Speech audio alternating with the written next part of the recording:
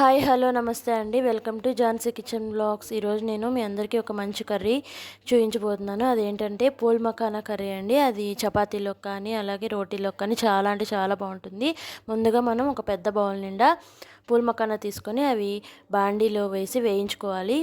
బాండీ వేడైనాక ఒక 2 spoons oil వేసుకొని ఈ పూల్ మఖానా వేసి కొంచెం రోస్ట్ చేసుకోవాలి. ఒక 2 to 3 మినిట్స్ పడుతుందండి. తర్వాత ఇప్పుడు నేను చేతితో పట్టుకుంటే ఎలా పొడి పొడి అయిపోయిందో చూసారు కదా, ఈ విధంగా రోస్ట్ చేసుకోవాలి. ఇలా వచ్చేదాకా రోస్ట్ చేసుకోవాలి. ఇప్పుడు మనకి కర్రీకి కావాల్సిన పదార్థాలు ఏంటో చూద్దామా.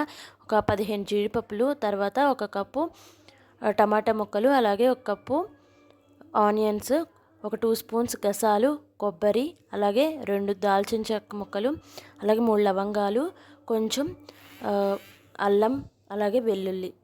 ఇప్పుడు మనం బాండి పెట్టుకొని బాండి వేడైనాక కొంచెం ఆయిల్ వేసుకోవాలి. ఆయిల్ వేడవగానే ఇప్పుడు మనం ముందుగా అందులోకి కొంచెం 2 చెక్క ముక్కలు అలాగే లవంగ మొగ్గలు వేసుకొని వేయించుకోవాలి. ఇవి వేగినాక మనం ముందుగా రెడీ పెట్టుకున్నాం కదా జీడిపప్పులు, అవి జీడిపప్పులు వేయించేసుకోవాలి. ఇప్పుడు ఇవి కొంచెం వేగినాక మనం ముందుగా కట్ చేసి పెట్టుకున్నాం కదండి ఉల్లిపాయ ముక్కలు, అవి కూడా ఇందులో వేసుకోవాలి. ఉల్లిపాయ ముక్కలు మరీ సన్నగా ఉండకూడదు, అలాగే మరీ లావుగా ఉండకూడదు. నేను వీడియోలో చూపిస్తున్నాను కదండి, ఈ విధంగా ఉంటే సరిపోతుంది. ఇప్పుడు ఇవి కొంచెం వేగగానే ఇప్పుడు ఇందులోకి మనం టమాటాలు యాడ్ చేసేసుకోవాలి. ఇప్పుడు ఈ రెండు ఒక 60 to 70% మగ్గేలాగా చేసుకోవాలి. పూర్తిగా మగ్గనవసరం లేదండి. ఇవి ఇప్పుడు మళ్ళీ మనం మిక్సీ వేసి గ్రైండ్ చేసుకుంటాం. తర్వాత మళ్ళీ మసాలాలని వేసినాక ఆ పేస్ట్ని అందులో వేస్తాం కాబట్టి ఇది ఇప్పుడు ఒక 60 to 70% మగ్గితే సరిపోతుంది. చూడండి ఇప్పుడు మనకి మగ్గింది. ఇప్పుడు ఇందులోకి మనం కొంచెం ఒక 1/2 కప్ కొబ్బరిని, పచ్చి కొబ్బరిని యాడ్ చేస్తున్నాను.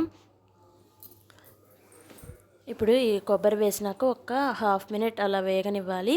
తర్వాత ఇప్పుడు ఇందులోకి మనం ఒక 1 ఇంచ్ అల్లం ముక్కని కచ్చాపచ్చగా కొట్టేసుకొని అందులోకి వేయాలి. అల్లం వెల్లుల్లి పేస్ట్ అయినా వేసుకోవచ్చండి, లేకపోతే ఇలా అల్లం అలాగే వెల్లుల్లిని విడిగా వేసుకోవచ్చు. మనం పేస్ట్ చేసుకునేటప్పుడు టమాటా ఉల్లిపాయని అల్లం వెల్లుల్లి పేస్ట్ ఉన్నవాళ్ళు డైరెక్ట్గా పేస్ట్ వేసేసుకోవచ్చు.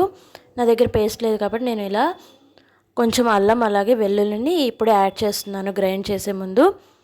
ఇప్పుడు ఇవి కొంచెం వేగిపోయాయి కదండి, ఇందులోకి మనం కొంచెం గసగసాలను కూడా యాడ్ చేసుకుందాం. గసగసాలని ముందుగా నానబెట్టేసుకొని గ్రైండ్ చేసేటప్పుడు వేసుకోవచ్చు, లేకపోతే ఇలా ఒక్క నిమిషం ఒక 1/2 మినిట్ ముందు దించే 1/2 మినిట్ ముందు ఇలా వేడి మీద మగ్గనిస్తే సరిపోతుంది. ఇప్పుడు ఇది వేగిపోయిందండి. మిశ్రమాన్ని ఒక ప్లేట్లోకి తీసేసుకొని ఇప్పుడు ఇదే బాండీలో ఒక 2 గంటలు ఆయిల్ వేసుకోవాలండి. ఈ ఆయిల్ కొంచెం వేడవగానే ఇందులోకి కొంచెం జీలకర్రని యాడ్ చేసుకోవాలి. చూడండి ఈ జీలకర్ర వేగినాక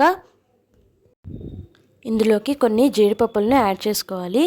ఇప్పుడు జీడిపప్పులు కూడా కొంచెం గోల్డెన్ బ్రౌన్ కలర్ వచ్చేదాకా వేయించుకోవాలి.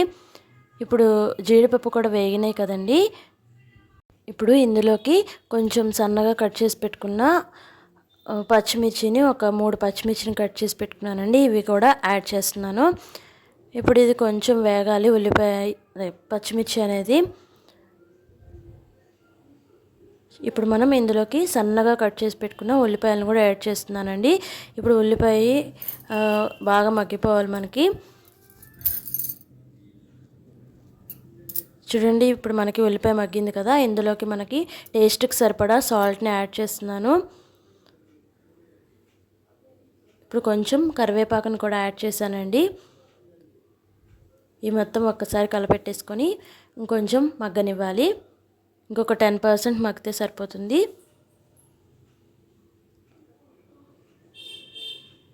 ఇది మగ్గే లోపల మనం మిక్సీ జార్ తీసుకొని ఇందాక మనం వేయించి పెట్టుకున్న ఉల్లిపాయ టమాటా మిశ్రమం ఉంది కదండి, అది వేసేసుకోవాలి.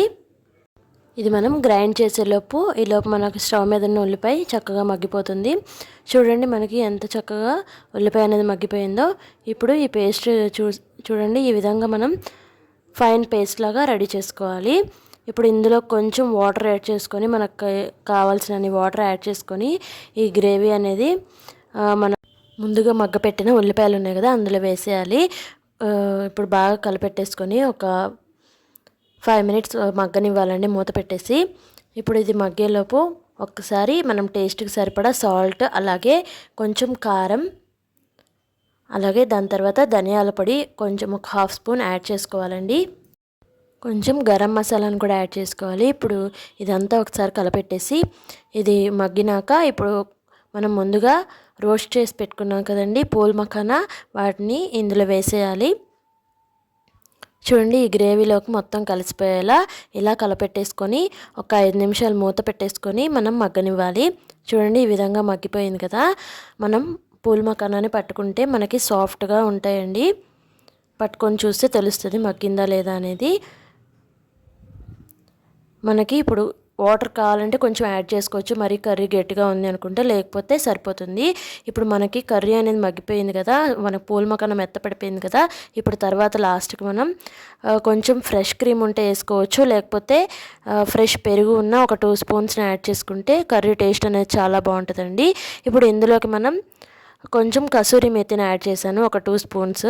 కసూరి మెతి లేని వాళ్ళు సన్నగా కట్ చేసిన కొత్తిమీరను కూడా యాడ్ చేసుకోవచ్చు. కసూరి మెతి వేస్తే టేస్ట్ అనేది కర్రీకి చాలా బాగుంటుందండి. అచ్చం హోటల్ స్టైల్లో ఉంటుంది మనకి స్మెల్ కానీ టేస్ట్ కానీ.